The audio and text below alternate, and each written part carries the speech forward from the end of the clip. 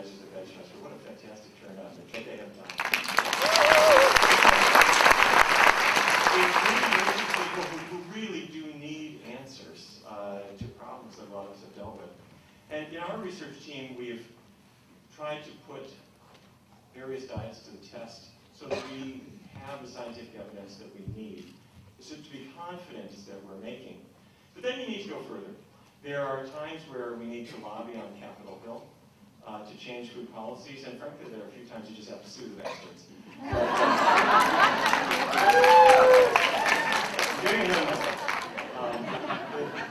The truth is, I grew up in Fargo, North Dakota, and my grandpa was a cattle rancher, and so was his father, and so was my father, come to think of it. My dad grew up in a cattle ranch, and he didn't like the cattle business, so he left it. And he went to medical school, but he spent his life treating diabetes in Fargo, North Dakota, and he ate very much like we were still in the cattle business, which means every day of my life it was roast beef, baked potatoes, and corn, except for special occasions when it was roast beef, baked potatoes, and peas. The year before I went to medical school, I had a job in Minneapolis, and I was the morgue attendant, which meant that if anybody died in the hospital, we would examine the body, and I would help the pathologists prepare for the exam and clean up afterwards. And one day we had a guy who died in the hospital of a massive heart attack, probably from eating hospital food, but that's anyway, so we take the body out of the cooler, and the pathologist knew that I was going to go to medical school, so he wanted to make sure that I could see everything that was going on, and he took what looked like a garden clipper and just went crunch, crunch, crunch through the ribs on this side, and the same thing on this side, and he pulled the ribs off the chest and set it on the table. And that exposes the heart. And he said, look here, the coronary arteries get their name because they crown the heart. And he sliced one open with a scalpel, and he said, look inside. And I looked in there. Instead of it being a wide open artery that could bring blood and oxygen to the heart muscle, it was clogged with what looked kind of like chewing gum. And he said, feel it. So I did. And it was hard, like a rock. And he said, that's atherosclerosis. And we looked in the arteries to the kidneys, the arteries to the legs, the carotid arteries going to the brain. They all had this same process. And he said, if this person hadn't died of a heart attack, he would have had a stroke. And he said, we see these plaques build up in about 80% of people by about age 23, which was the age I was at the time. Anyway, I'm getting this like really graphic lesson. So at the end, I cleaned up and we took the ribs off the chest and tried to make them fit with the other ribs and sewed up the skin. And then I went up to the cafeteria. And when I got there, I was going through the line, and it turned out they were serving ribs for lunch. I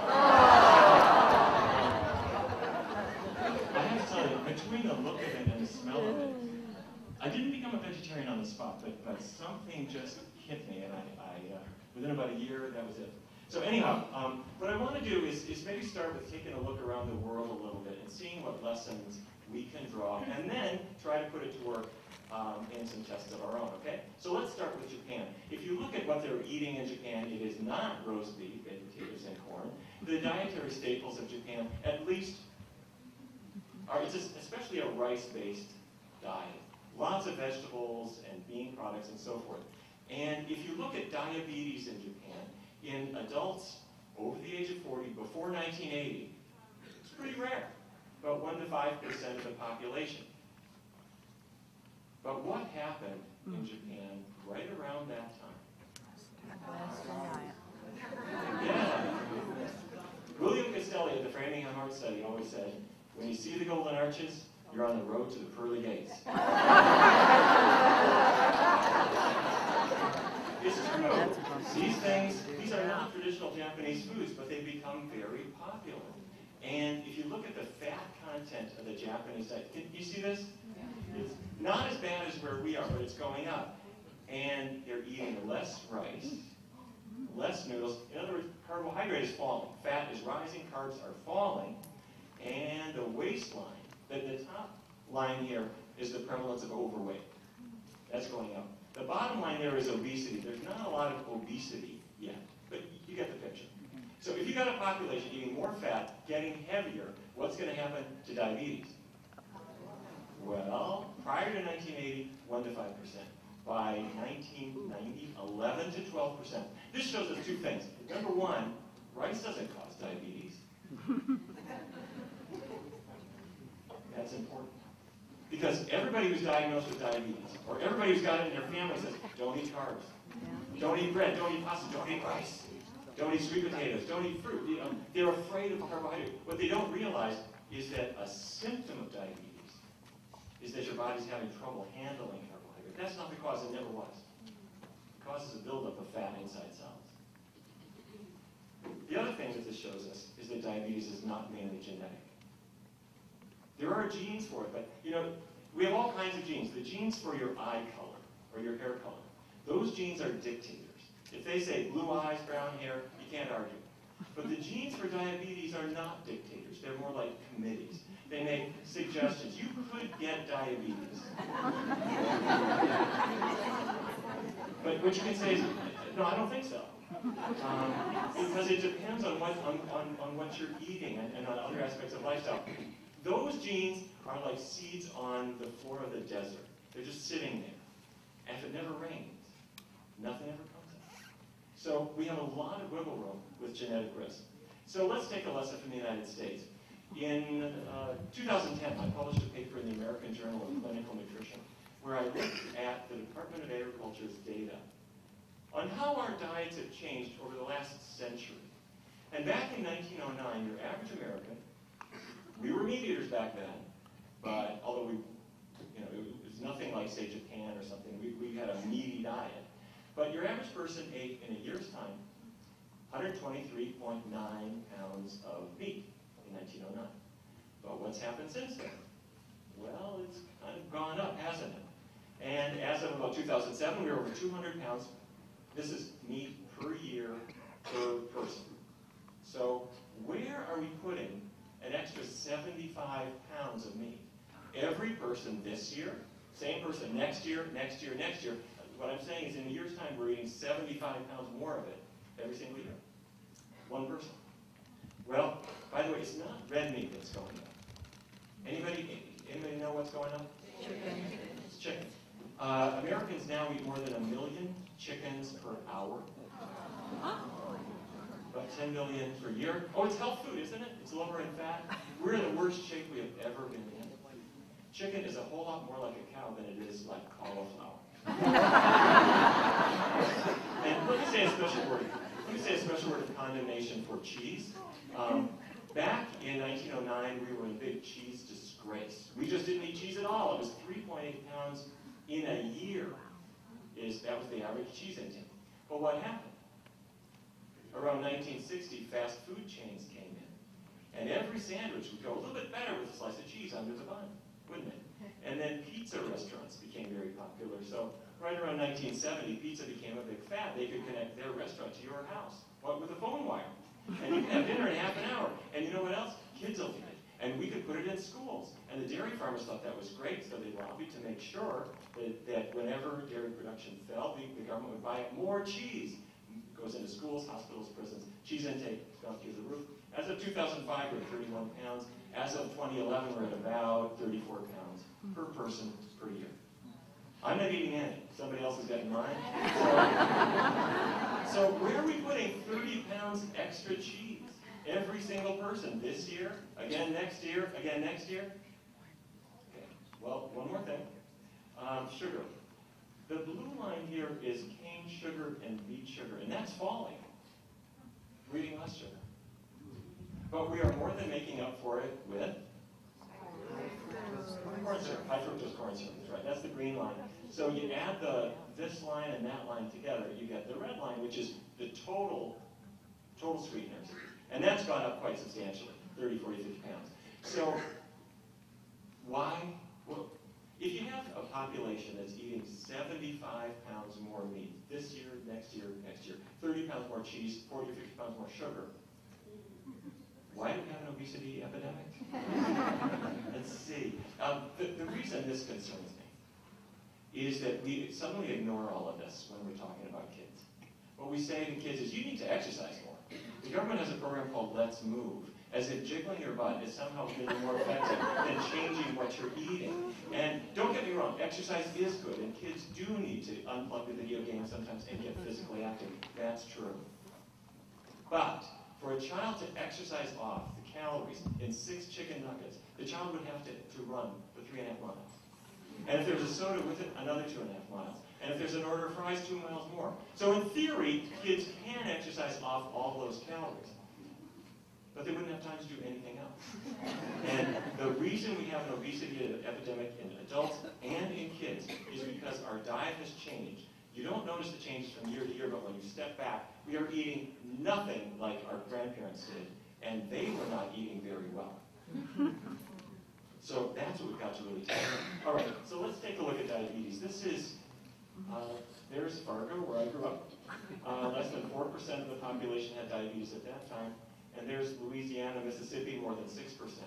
But as our diets have changed, meatier, cheesier, more sugar, then in 95 and 96 and 97, you see the changes. 99, 2000, 2001, 2, 3. Diabetes is just roaring in. In 2006, we needed new colors for some political reason. I don't know what that's about. But anyway, the map is continuing to change. You get the picture. Diabetes, we're in completely uncharted territory with this condition now. So researchers have said, well, who's doing better? And one group that they have been particularly fond of studying are Seventh-day Adventists. And I don't know if you know much about the Adventist religion. I was not very familiar until I got involved in research, but it's a research gold mine. Adventists, by the church teachings, avoid tobacco, they avoid alcohol, avoid caffeine, and are supposed to avoid meat. But not everybody quite follows that fourth guideline. So it sets up a natural experiment of health-conscious non-smokers following different diets. And it lets you compare. So the American Diabetes Association in 2009 published this figure. They said, let's look at what happens with different diet habits. And the red line on the left side here, these are non-vegetarians, just people following a normal diet, a normal American diet. And what they're tracking is body mass index. Are you familiar with BMI? It's basically your weight, but it's adjusted for height. And a healthy BMI is below 25. Okay? So the non-vegetarians were at 28.8. That's too high. In other words, your average meat eater is a little overweight. But then semi-vegetarians who ate meat less than once a week, they were a little thinner. And then pesco-vegetarians, what's that? Okay, so they don't eat any meat other than fish. They're a little slimmer. And then the lacto-ovo-vegetarians, lacto means milk and ovo means eggs. Okay, so they don't have any meat, but they're having eggs and milk. They're skinnier. And who are these people out here? A vegan is not a person from the planet Vegas. A vegan diet basically means no animal products of any kind.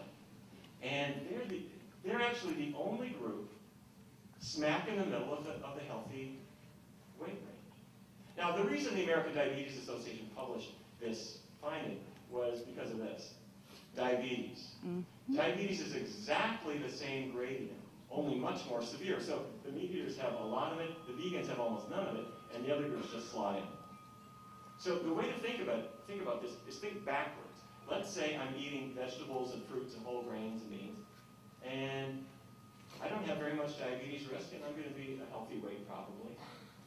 But I decide, I think I'll add a little milk, and maybe an egg or two. Then your diabetes risk goes up a little bit, your weight is likely to go up. How about some fish? Well, oops, we're going to gain a little more weight, our diabetes risk takes a jump. How about a little bit of beef every now and then? Oops, we're taking another step up. How about having meat every day? Then we're at the worst of all possible worlds. You get the idea? Okay, so you don't have to be Adventist. You could be European. And the EPIC study, the European Perspective Investigation into Cancer and Nutrition, the EPIC study, this is men, this is women, and it's exactly the same. That the meat eaters are the heaviest, the vegans are the skinniest, and the other groups just slide in between. So pretty good. All right, so my research team said, okay, we get it. How about if we could test out this diet in people who never thought about doing this on their own?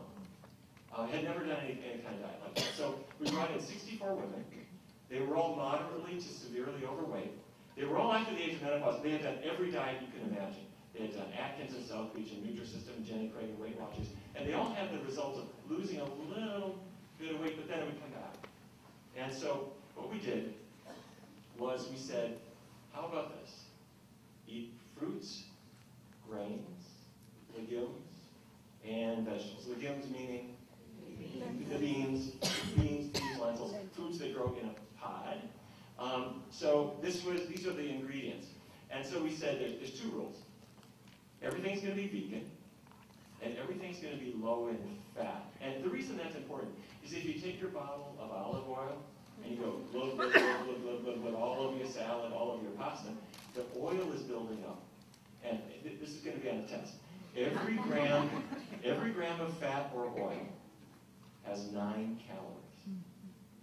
But a gram is not much. If you take a thimble, that's more than a gram. Okay? So a gram of fat has 9 calories. But a gram of carbohydrate, wherever it's from, has how many? 4. That's right. It doesn't matter. It could be pure sugar, it could be bread, it could be potatoes, only 4. So that's why they're skinny in Japan, because they're eating all the rice all the time. They're not eating the meaty, fatty stuff. Very simple.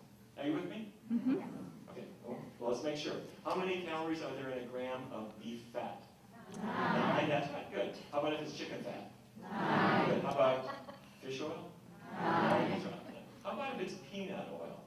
9. Still 9. See, it's plant-derived. It's not as bad as chicken fat, but it's still got 9 calories per gram. How about olive oil?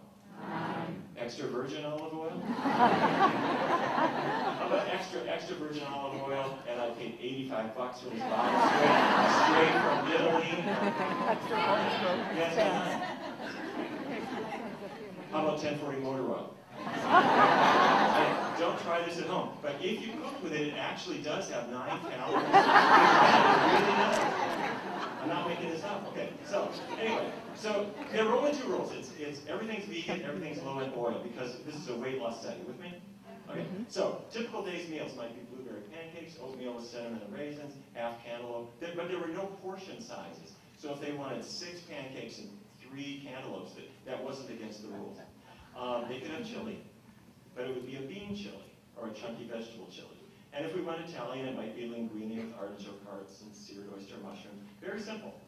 And I have to tell you, when we do research studies, there are occasional moments of humiliation for researchers. The way we introduce our diets is we don't just hand you a paper and say, come back in 6 months. What we do is we get together as a group every week.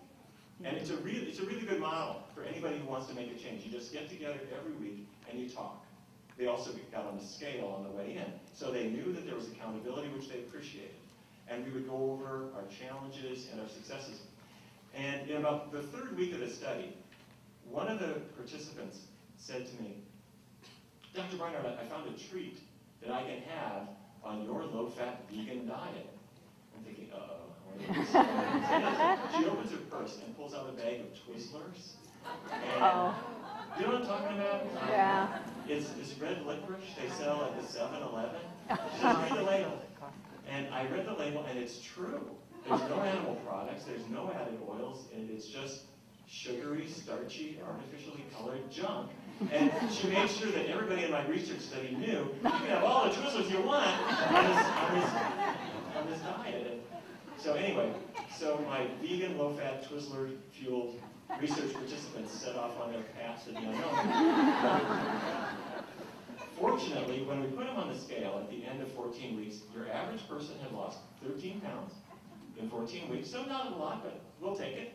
And when we tracked them a year later, the weight never had come back. In fact, they were skinnier after 1 year, and they were skinnier at 2 years than after 1 year. And those of you who have done vegan diets and lost weight, you know that you're not starving. So there's no tendency to binge, that old kind of I want to eat the sofa feeling that you have from a low-calorie diet. That's not there when you're just eating a lot of healthy foods. So there's no reason for the weight to ever come back. They were skinnier at 2 years than before. So let me put a human face on this. This is Nancy. Nancy had a weight problem. She also had diabetes. And she lost 40 pounds over about a year. She stopped her diabetes medication. She was in better control on nothing than she had been on pills.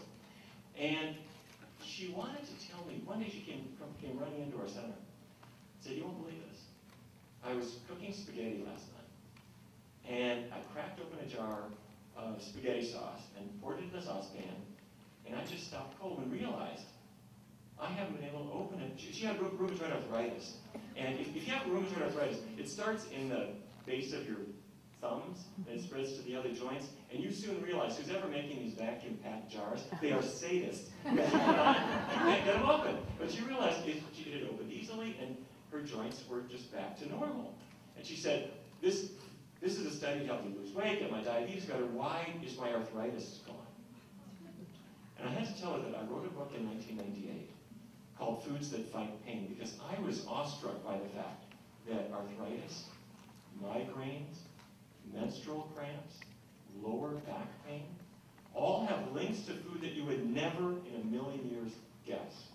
With lower back pain, it's a question of circulation. With menstrual cramps, it's a question of hormonal changes that are dramatically influenced by food. And with joint pain, it's the fact that certain proteins that you are exposed to cause your body to make antibodies that inflame the joints.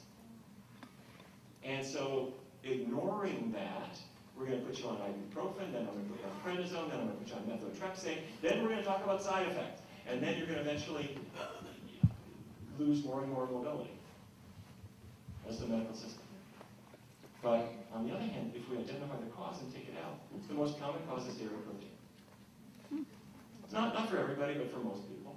And there are others too. It could be egg, it could be white potatoes, it could be meat, it could be maybe citrus fruits for different people. And there's a simple way to figure out which is yours. Don't take this on faith. What we do is we just remove those things, and then you challenge yourself again, then you remove them, and then you challenge it. Sooner or later, you're going to say, I get it already. One way I have no pain, the other, I've got this grindy feeling in my joints. And not everybody gets better, but I would say 50 or 70% of people do. So anyway, that happened in her case. And if you want to help a person to really love your diet, stick with it and decide, this is it for me, make the pain go away. Let me show you. This is Vance. Vance joined another one of our studies. Vance's father was dead by age 30. Vance was 31 when he was diagnosed with diabetes. He was in his late 30s when he came in to see us. And so we put him on a low-fat vegan diet. He lost 60 pounds over about a year. He stopped his diabetes medications. His doctor said, if you came into my clinic today, nobody would diagnose you as ever having had diabetes. And I got to tell you, when I was a kid growing up and my father would come home from the clinic, I never once heard him say that anyone was cured of diabetes, that diabetes had never gone away, that it ever became undetectable. But now we see it all the time. Wow. We see it all the time. Simply because we're addressing the specific cause of it, which again has to do with the buildup of little fat droplets inside skeletal muscle and liver cells in particular. So anyway, as I was asking Vance's permission to tell you his story, he said one other thing. Make sure you tell everybody that my erectile dysfunction went away too. So write that down.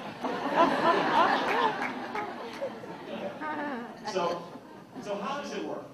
How can you be eating carbohydrate and not limiting portion sizes and still lose weight? Well, I want to just walk you through this real quick. The first is a complete no-brainer. If you're eating vegetables and fruits and so forth, they have fiber, plant roughage. Fiber has essentially no calories, but it makes you feel full. It holds water in your stomach, so you're going to think you've eaten a lot, when in truth you haven't eaten so much. So all of these foods have roughage in them. And if everything you're eating is from a plant, then your brain says, thank you, man, that was a really filling meal. Let's stop. And when I add it up, you've eaten probably 200 calories less than before. Really simple. Now, on the other hand, Velveeta is not from a plant. It has 0 fiber, and every last calorie in it gives you its full advantage. And the same is true with meat, same is true with eggs. They're not from plants. So they don't have any fiber, and so you get every last calorie. This is not rocket science, it's just real simple. So the other thing is your after-meal calorie burn. Buckle your seatbelt, I want to walk you through this a little bit. When you get up in the morning, your metabolism is at the slowest point it's going to be in the day. And I can measure. You come into the laboratory, you lie down on the table, and I put a little a canopy over if you can see through it, this little see-through canopy that goes over your head and shoulders. And I'm measuring your oxygen intake and your carbon dioxide output. And with some simple calculations, I can tell you what your metabolism is, how fast you're burning calories minute by minute. And when you get up in the morning, it's real slow. So I will feed you breakfast. And as soon as you eat breakfast, you're absorbing the nutrients, they're going into your cells. The cells are burning calories faster. You're storing some, you're giving others off as body heat, but your metabolism goes up for about 3 hours. However, when we put the women I was describing on a vegan diet, and then brought them back into the laboratory later, we gave them exactly the same test meal, but what we discovered was that their metabolism had been readjusted by the diet. It was about 16% faster. Now that's not a lot, but you get a 16% faster after meal burn, after breakfast, again for 3 hours after lunch, again 3 hours after dinner. So why do people who follow a low-fat diet lose weight? Well, first of all, fiber tricks the brain into shutting down the appetite so you're satisfied. And the rest of you just ramps up the metabolism just a little bit so that even though you're taking in a little bit less calories, you're also burning them off just that much faster. So the weight loss is, for all intents and purposes, automatic. Okay, very simple. So just to go one more step, this is a muscle cell. I'm going to stick a needle in my leg and pull out one cell, and it's sort of this spindle shape. And the reason I'm showing you a muscle is that your muscles are, you guys know this, muscles are your calorie burners, right? Mm-hmm. That's what burns up the energy. Well, you've got something inside there, that little dot, and there's another one. Those are mitochondria. Do you remember mitochondria from your high school biology? What they are, they're little organelles that burn up calories. And you've got a lot of them, hopefully, and the more of them you got, the more calories you're going to burn. However, there's something else in there. It's fat. See that fat? Now, doctors don't like words like fat. It's only got one syllable. So we refer to it as intramyocellular lipid. Intra means inside. Myo means muscle. Cellular means cellular. Lipid means fat. So intramyocellular lipid is fat inside the muscle cell. How's it getting there? It's getting there because I ate bacon and eggs for breakfast, which had a lot of fat, and the fat goes into my bloodstream and into the cells with surprisingly little biochemical change. And at lunch I had salmon because I heard it has good fat. Well, 70% of the fat in salmon is not good fat, and even all of it ends up getting into the cell, and that's a problem. So as the fat builds up in the cell, your cells look at you and go, hooray! This is fantastic. If we happen to have a famine in the next week or two, I'm set because I can survive it because you gave me all this fat. And you say to your body, wait a minute, that's not what we're doing here. I promise you there's no famine. There haven't been famines in a long time. But your body was designed back when there were famines. And so when you eat a lot of fat, your body goes into conservation mode and it turns down the production of mitochondria. Let me say that again. Fatty meals within 3 days turn down your body's manufacturing of mitochondria. So you're burning calories slower. Did you feel that? When I was 12, I used to be able to eat anything, but now something's happened. I'm just not burning calories so fast. These guys are sort of underemployed. So here's the point. Fat in cells slows down your after-meal calorie burn. You with me? Real simple, okay. So what's the answer? A vegan diet has how much animal fat? Doesn't have any. And if I keep the oils really low, look what happens in the cells. That fat starts to dribble away. That happens really quickly. That's the reason diabetes gets better, because the cell is less insulin resistant. That's the reason my metabolism starts to improve. Very simple. So you get the fat out of your cells, you boost your after-meal calorie burn. So now I'd like to talk to you about your car insurance. This is Geico. When I look out my office window, that's what I see. Geico's national headquarters is right near the PCRM offices. And there are 2,500 people working in that building. And every time any one of them starts a cholesterol-lowering drug, or a diabetes drug, or a blood pressure drug, or goes to see the doctor, you know who pays for it? Geico pays for it. And they said, well, wait a minute, that's not so good. How about, what if we had a workforce entirely of vegans? That would be a good thing. They'd be cheap employees. So we worked with Geico to institute a vegan program at Geico. This was the first one was 2007. We said, anybody, and no pressure, but anybody who wants to do it, we're going to support you with two things. The first is vegan food in the cafeteria. So yes, they've got bacon and eggs for breakfast, but they have an oatmeal bar. And yes, they have the greasy cheeseburger, but they also have a veggie burger, portobello sandwich, salad bar. And the second thing is, in addition to vegan foods in the cafeteria, we're going to have a once-a-week cooking class, really, or it's kind of a support group, where everybody would get together, they'd bring their lunch, and we would just talk for an hour at lunchtime. And that kept everybody on track. Works really well. Now, I do have to, so we did it as a research study. In Fredericksburg, Virginia, there was another Geico facility, and at both, we said, everybody's going to get weighed, we're going to check your cholesterol and your waist circumference and so forth. But in Fredericksburg, you don't get the program, and at this one in Washington, D.C., you do. Now, I have to tell you, there were a couple of missteps along the way.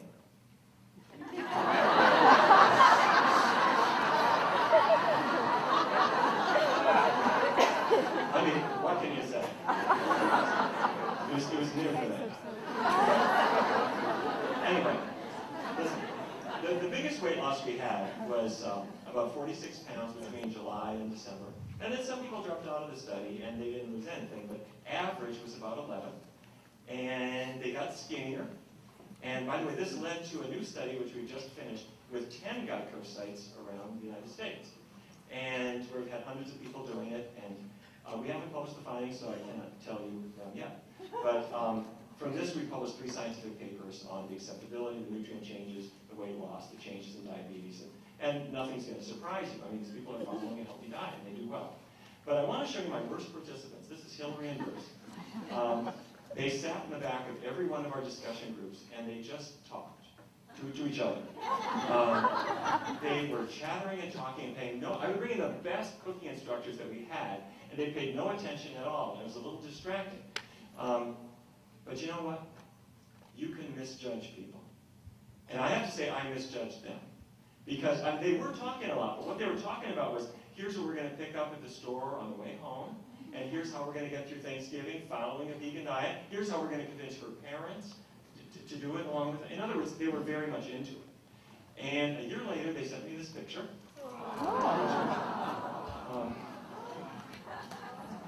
They sent me this picture for 2 reasons. The first is, he's lost 100 pounds, she's lost 85 pounds. And he said, you know, when I was heavy, Bruce, in his words, he said, I couldn't exercise. It hurts to exercise when you're heavy. And you don't want to go running down the road and have people see you jiggling everywhere, and which is what he said.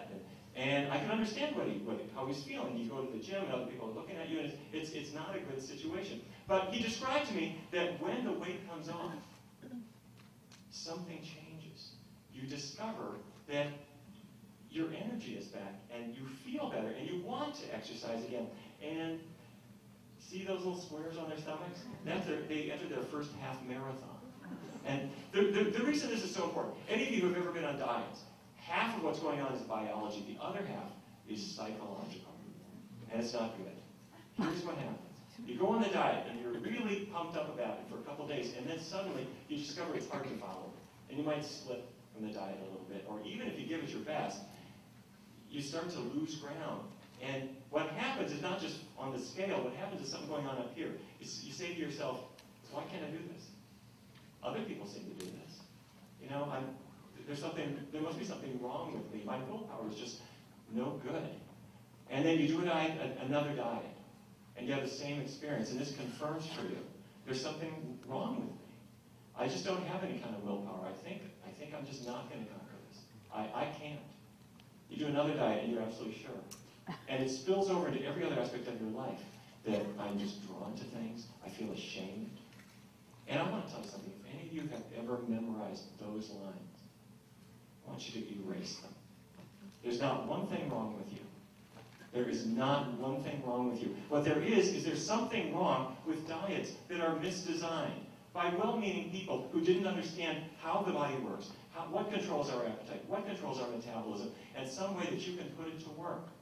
And we've beaten ourselves up for no reason. And when we put back into our lives the foods that restore our health and get us working the way we should, physically we improve, but psychologically we can start shedding those ideas and set them aside and throw them away. Okay? If we discover, I can do things. I can exercise more. I can achieve other things in my life. And you just set aside all that negative stuff. Okay? So this is a healthy diet, the power plate. Fruits, grains, legumes, vegetables. And we PCRM, sent this to the Department of Agriculture in 2009. And did you see what they came out with earlier this year? Similar. I tell you the truth. We were half glad to see this because it is kind of similar to what we were suggesting. But we also decided it was not perfect. Because even though there is for the first time in history, there's no meat group anymore. They have a protein group. Now the protein group includes meat and beans. So we're kind of prying them away from the idea you need a livestock group. And the dairy group includes soy milk. They say soy milk counts, it's okay. And cheese doesn't, which is good. So that's all a step in the right direction. But I have to tell you, we don't have a lot of time. There's a lot of diabetes and a lot of weight problems and so forth. And we cannot be telling Americans sort of half-truths, that meat is the same as beans, or that milk from a cow is somehow healthy or necessary. So we do have an active lawsuit against the USDA to say, we'll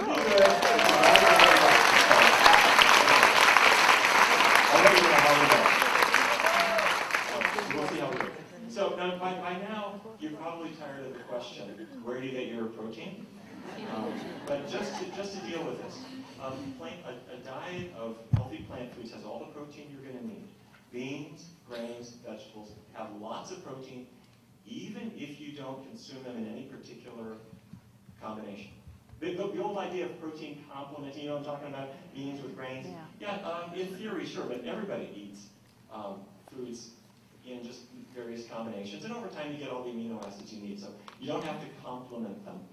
Or you can say something nice about them. You don't have to do anything beyond that. So protein is a complete non-issue. Calcium is an issue, but it's really simple. And hopefully some of you were in Amy's talk just now, Amy Leary's talk. She's done really better work on this than anybody. But she'll make it really clear. You get all the calcium you want from green leafy vegetables, from legumes. You're going to get plenty. Vitamin B12 is also an important issue, but very simple. B12 is needed for healthy nerves and healthy blood. And it's not made by animals or plants. It's made by bacteria. And some people speculate that the bacteria in the soil, on our fingers, on the plants that we might pull up from the earth, that might have traces of bacteria that could give us B12. Well, maybe, but I want to say that in today's world, even if you're working in the garden, that is a completely unreliable source. So the U.S. government, by the way, meat eaters do get some B12 because the bacteria in a cow's gut make it and it absorbs into the meat. You have those same bacteria, your absorption is very, very low. So the U.S. government says that everybody over the age of 50 should take a supplement of B12 because the B12 in supplements is better absorbed than the B12 in food. And a lot of people are deficient. I'm talking about meat eaters are deficient because they're taking acid-blocking drugs or they're taking metformin, so they're just not absorbing it well. I would go a step further. I think everybody should take a B12 supplement. It's in fortified soy milks and nutritional yeast and things like that, but to be on the safe side, it's in every multivitamin you ever took, from Flintstones to Centrum and every other one, and all the vegan ones, and you can get little pink pills at the store, and it'll give you the B12 you need. And the reason I emphasize this is I'm very nervous that a 16-year-old becoming vegan, as the years go by, they're not going to have a heart attack. They're going to be slim. They'll never get diabetes. They won't get cancer. But if they get low in B12, everybody's going to be afraid of them. So as long as we do that and are good role models for a healthy diet, we're going to be fine. Okay? So protein, not an issue. Calcium, real easy issue. B12, real easy. That's about it. All right. So a couple of things that people ask me about, I just want to address if you don't mind. What about soy? Do you hear people asking whether soy is safe or not? What they often ask about is, well, here's what happened. Years ago, researchers started teasing apart soy, and they discovered that there is something in soy products called isoflavonoids. That if you put their molecular structure on the chalkboard, it looks a lot like estrogen, the female sex hormones. So they said, well, it's not exactly estrogen, but what if it acts like estrogen, and what if a boy eats it, he'll become effeminate? And what if a girl eats it, she'll get breast cancer, and what if a woman who has breast cancer eats it, she could die of a recurrence. And so you'll see paranoid websites that spell all this out. So researchers have put this to the test. And the first thing that has to be said is that boys or men who consume soy products do not become effeminate. And there's no hormonal changes that go in that direction whatsoever. And even if you look at semen production and sperm counts and everything, fertility, I mean, there is no lack of fertility in Asian countries where soy products have been consumed for generations. So bottom line, there's just no evidence of that at all. And then with regard to the more serious question about cancer, researchers have found that girls who have soy products regularly, particularly during adolescence while the breast tissue is forming, they have about 30% less risk of breast cancer as adults. Women who have previously had breast cancer, who add soy to their diet, in about 1 serving or 2 servings a day. A serving is like a cup of soy milk or half a cup of tofu. They have about 30% less risk of recurrence, about 30% less risk of mortality. So the point being that soy products seems to reduce the risk of cancer and reduce the risk of recurrence. Having said that, a vegan diet is not the soy promotion society. So it's totally optional. You don't have to have it. Yes, it's versatile. You can make meat out of it and yogurts out of it, and you can make cheese out of it. One day they'll make snow tires out of it. So it's really amazing what you can do with it. But it's totally optional, and some people go vegan from a Mediterranean pattern, pasta, vegetables. Others do it from a Latin American pattern, beans, rice, tortillas. And soy is part of an Asian tradition, perfectly fine, and you can use it or not as you see fit. The other question I get a lot is, what about fish? And what people will say is, fish, it has fat, but it's good fat, right? It's omega-3, and that's true. But when somebody says this to you, you have to have them sit down, because if they have salmon, Atlantic salmon is 40% fat, Chinook salmon is 50% fat, but most of that fat, more than 2/3 of it, about 70% actually, is not omega-3 at all. It's a mixture of saturated fat and various kinds of unsaturated fat that are unnecessary in the body. And so the problem with that is people tend to get heavy as a result of eating these fatty meals, because fish fat has how many calories per gram? 9, exactly. So they're eating this, and they tend to get heavy because they're in search of that little bit of omega-3. All right, so for people who are thinking, all right, sounds good to me, but how do I begin this kind of diet? I break it into 2 steps. So the first step is don't change your diet, just check out your possibility. And the first thing is, I take a piece of paper. All right, breakfast, lunch, dinner, snack, and for a week or 10 days, keep eating whatever you're eating, but start filling in things that you might like.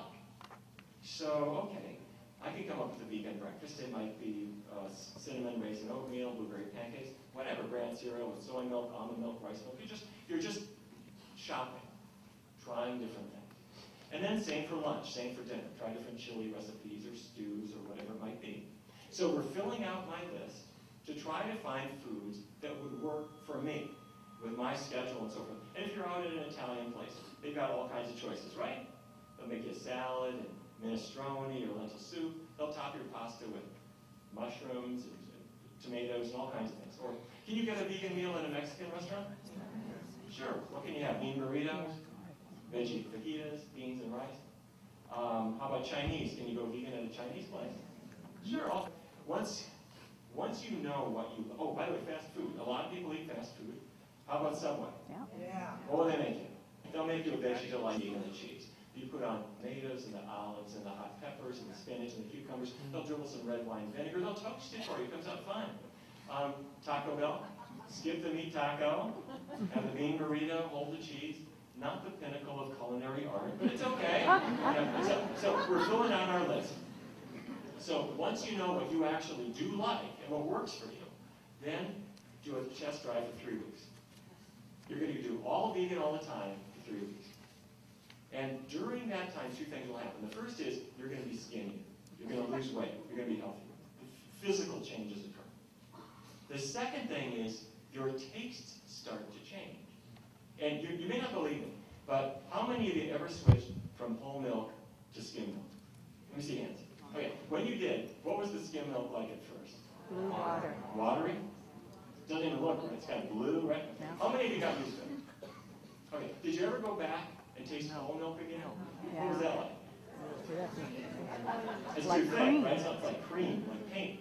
Well, your whole life it was fine, but when you take it away, so your taste buds have a break of about 3 weeks, they actually ratchet down their fat expectation. They don't want it anymore. So if you go totally vegan, the first week it will seem light. You're going to think, do I have to acquire a taste for folk music now? Gotta start wearing tie-dye. The second week it starts to make sense. And the third week, you're totally comfortable with it. You found restaurants, you found products. You're really enjoying it. After 3 weeks, go back. Have a double bacon cheeseburger. And you're going to discover you are so passionate. You just don't want it anymore. And the last thing, this is something my mother taught me. Transition foods. Living in Fargo, my mom and my dad and their 5 kids were quite happily making our way through life. But after I got out of medical school, I was visiting my mother, and I discovered she had a high cholesterol level. And I said, Mom, you can deal with that really easily. Just set it aside the meats and so forth. Your cholesterol's going to come right down. My mom doesn't pay any attention to me. And whenever I would see her, I'd say, what are you doing? Oh, I don't know. I'm trying to change. And this started to bug me because I've written books. I'm funded by the National Institutes of Health. I've published scientific studies, and my own mother is not paying any attention. I finally realized why my mother was ignoring me. I'm my mother's third-born child. Are any of you third-borns in this audience? Okay. When you open up the family photo album, you see the tragic truth of it all. And that is, there's a lot of pictures of number 1. And then there's some pictures of number 2. But by the time they got to you, they know what a dribbling toddler is like. To see you got to look in the index. So anyway, so I'm looking my mother in the eye and saying, you've got hypercholesterolemia. This is atherosclerosis. She thinks it's cute. I know good words, but she's not really listening. She's paying no attention, really. So she went to see her physician. The doctor said, Mrs. Barnard, I'm going to write you a prescription. We're going to get this cholesterol down. She says, okay, but how long do I have to take this medicine for? He said, I don't think you get what I'm saying. You need a cholesterol-lowering drug to protect you from a heart attack, and you have to take it for the rest of your life. You have to take it every day. She said, what? What kind of medicine is this? I got to take this forever? So she goes home, and she picks up a book I wrote called Food for Life. Neal told me, if I make these recipes, my cholesterol level ought to fall. My mother does it. My mom starts a vegan diet. She does it for 7 weeks. She went back to the doctor. The doctor gets a blood sample, and he gets the slip from the lab. And he walks into the exam room, and he sits down with my mother. And he looks at the slip. And he looks at my mother. He looks at the slip again, and he says, there's something wrong with our laboratory. I need you to come back. Come back in a week, and we'll get it all sorted out. She says, what's the problem? He says, this is like a 12-year-old's cholesterol level. There's something wrong with our reagents or something like that. We'll get it sorted out. We'll get you started on your medicines, and we'll be fine. She says, wait a minute. If that is my cholesterol level, do I need medicine? He said, no, that's what I'm trying to explain to you. It's obviously a mistake. She said, thank you, I got it. Bye. She went home and she picked up the phone and she called me up. She said, Neal, why didn't you tell me about this? So anyhow, my mother got religion. She decided this vegan diet is great. It spares you from medicine. It keeps you healthy. So she wants the whole world to do it, starting with my father. So my dad grew up on a cattle ranch. And he is not about to do this veg-and lefty political diet. However, my dad was born in 1925. And all men born in that year have the same thing in common, which is they don't know where the kitchen is. My dad has never shopped for food, never prepared a meal, and never cleaned up in his life. He's been sitting at the same table, and when he's hungry, the food comes. And when he's finished, the plates ready to go. And you stick around 3 or 4 more hours, it all starts again. So my mother takes full advantage of this. goes to the store, and she gets a good bread. And she'll get romaine lettuce and Italian tomatoes that she slices up thin, and she gets some Dijon mustard, which in Fargo means something. Okay? And then she'll go to the store, and she'll get these fake meat things. It's phony bologna, basically.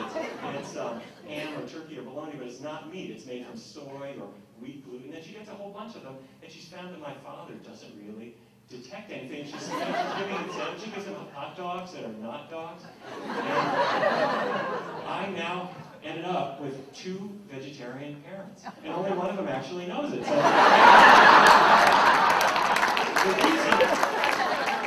the reason that I'm mentioning this is the fake meat products, you don't have to have them.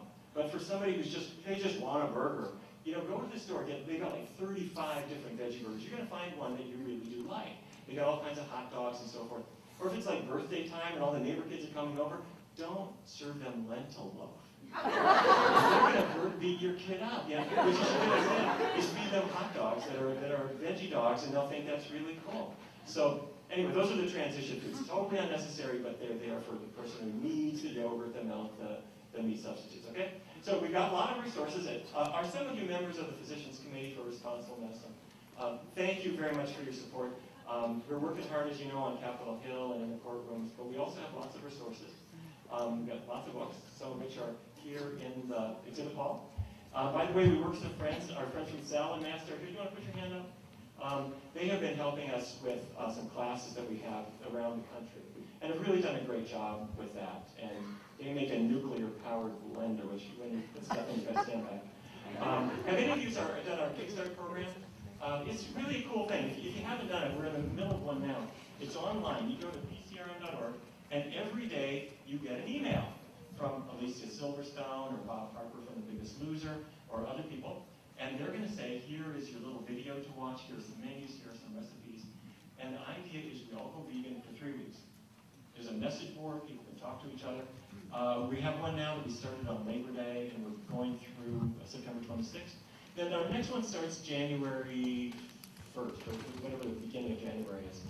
And the idea, by the way, for some people it starts around the 2nd or 3rd. In November we're doing Kickstart India, and in March we're doing Kickstart China in Myanmar. And the reason we're doing that is China and India are the biggest countries there are, with more than 1 billion people each. They are westernizing aggressively, and China meat intake went up 50% in the last decade. Diabetes is roaring in, and you can't reach every village in China and India, but people are online like never before. So our team is busily constructing these sites. We're really excited about them. If any of you want to work with us in publicizing this, we'd love to have your help. So the last thing that I just want to say is a look toward the future. If you look at where kids are going, childhood obesity used to be rare. Now, we don't know where we're going. Things are worse every single year.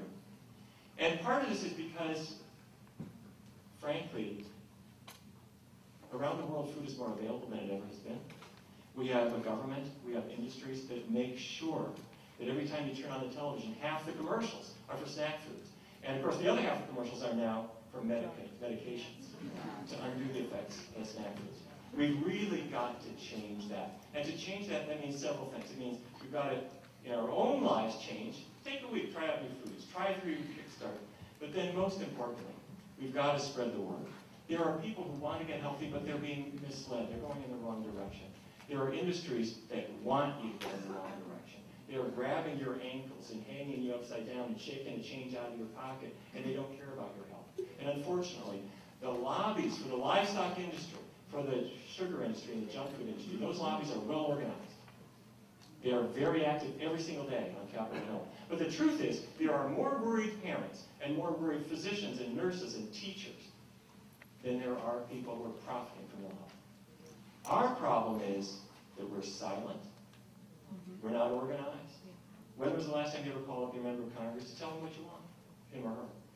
We've got to change that by making noise, by getting together, getting organized, being strong. And at PCRM, what we do is we send out action alerts, letting you know, call this person, we'll make it real easy, you just click here, it's an automatic email. If we organize, if we are more organized than the opposition, we can turn this whole thing around, we can be healthier than we've ever been, the next generation can be the healthiest instead of the least healthy. They can have a totally different experience. They will get that if we work together. It's easy to do, and I'm convinced we can do it.